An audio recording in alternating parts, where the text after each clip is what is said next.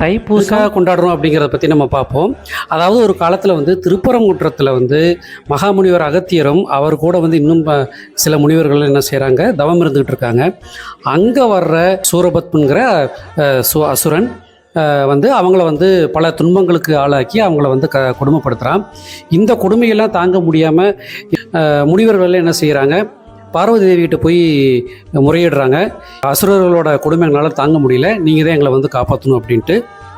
பார்வதி தேவி உடனே என்ன செய்கிறாங்க, அவங்களோட அருளால் என்ன செய்கிறாங்க, முருகப்பெருமானை வந்து தோன்ற வைக்கிறாங்க.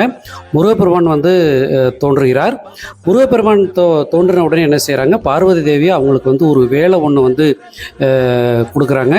முருகப்பெருமான் வந்து அந்த வேலை வந்து பார்வதி தேவி கிட்ட வாங்கிக்கிட்டு இந்த சூரபத்மனையும் அவர் கூட இருக்கிற இன்னும் சில அசுரர்களையும் வந்து அந்த பார்வதி தேவி கொடுத்த வேலை வச்சு எப்படி கொன்று விட்டு எப்படி அவங்களெல்லாம் கொன்னுட்டு நம்ம மகாமுனிவர்களெல்லாம் காப்பாற்றுறாரு அப்படிங்கிறதான் வரலாறு.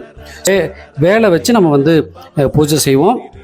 குறிப்பாக வந்து நம்ம வந்து தைப்பூசம் வந்து மலேசியா, சிங்கப்பூர், இலங்கை போன்ற நாடுகள்லேயே அளவில் கொண்டாடுறாங்க. இங்கே தமிழ்நாட்டில் குறிப்பாக பார்த்தீங்க அப்படின்னா அறுபடை வீடுகளில் வந்து இது மிகப்பெரிய அளவில் கொண்டாடுறாங்க. குறிப்பாக பழனி, திருச்செந்தூர், திருத்தணி போன்ற இடங்களில் வந்து பெரிய அளவில் கொண்டாடுறாங்க.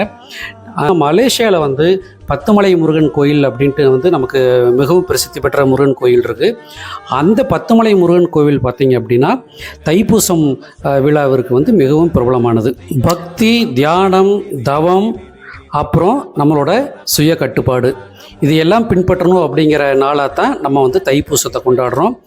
இந்த நன்னாளில் நம்ம எல்லாரும் வந்து முருகப்பெருமானை வேண்டி முருகப்பெருமானோட அருளை பெற்று எல்லோரும் நம் வாழ்வில் வளம் பெற வேண்டிக் கொள்வோம்.